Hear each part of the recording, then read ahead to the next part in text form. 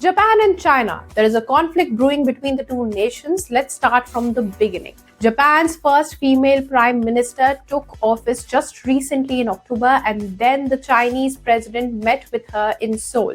It was all good and well until last week when Sane Takaichi made a statement about the China-Taiwan conflict. Remember, this is the first time a prime minister of Japan has directly addressed this situation in so many words, despite Japan actually being very worried about this conflict. Here's what she said, and I quote from her statement: "If China was to deploy battleships and involve the use of force, I believe it could be deemed as a situation threatening Japan's survival."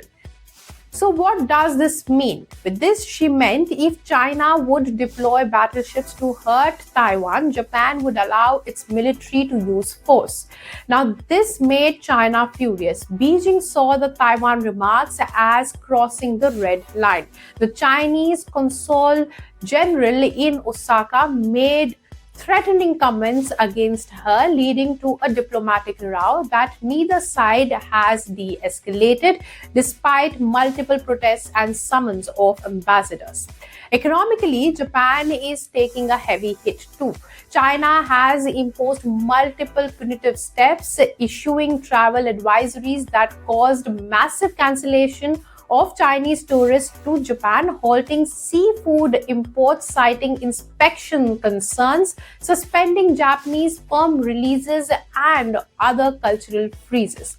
The tourism boycott alone risks wiping out about $14 billion annually in Japanese revenue, since Chinese tourists form nearly a quarter of Japan's visitors. Japan's exports, especially seafood and machinery, face uncertainty. With China as Japan's second largest trading partner, the disruptions come at a fragile economic time for Tokyo, which recently reported its first quarterly GDP contraction in over a year.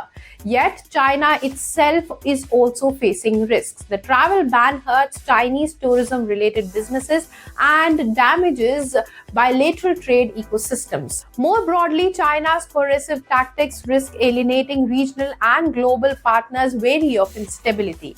Experts suggest that China's aggressive economic pressure could backfire by galvanizing Japanese resolve to diversify supply chains and reduce its dependence on China. Taiwan, in turn, has expressed strong solidarity with Japan. Its leaders have symbolically supported Japan's agriculture and seafood amid China's banned imports. Japan is also an ally to the US, and it says it will back Tokyo. The US State Department's deputy spokesperson, Tommy Bigot, also posted on X that US support for Japan was unwavering.